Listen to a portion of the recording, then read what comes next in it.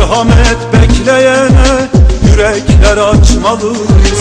Biz ki kartal misali göklerde uçmalıyız.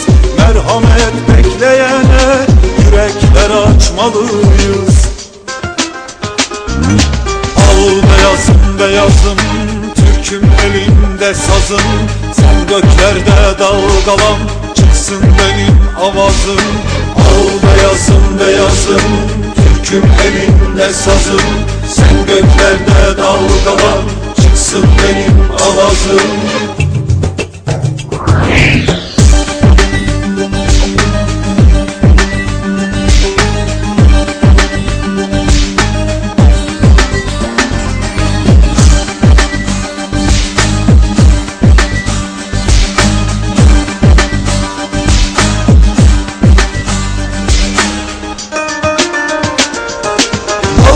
Başını kaldır, dik gözünü güneşe.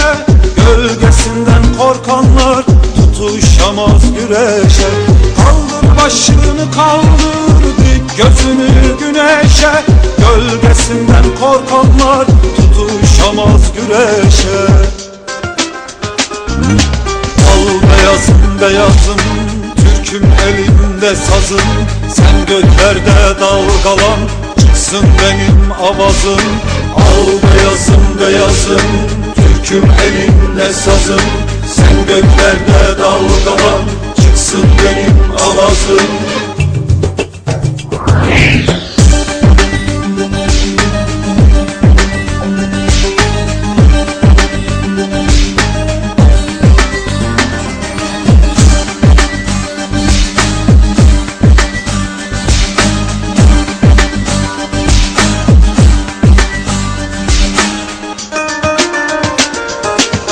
Haklının değil ki hak kuvvetli olanın.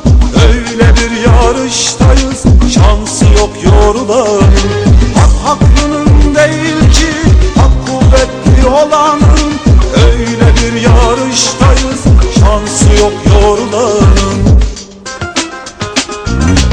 Al beyazım beyazım, Türk'üm elimde sazım. Sen göklerde dalgalan, çıksın benim avazım. Al beyazım beyazım, Türk'üm elimde sazım. Sen göklerde dalgalan, çıksın benim avazım. Al beyazım beyazım, Türk'üm elimde sazım.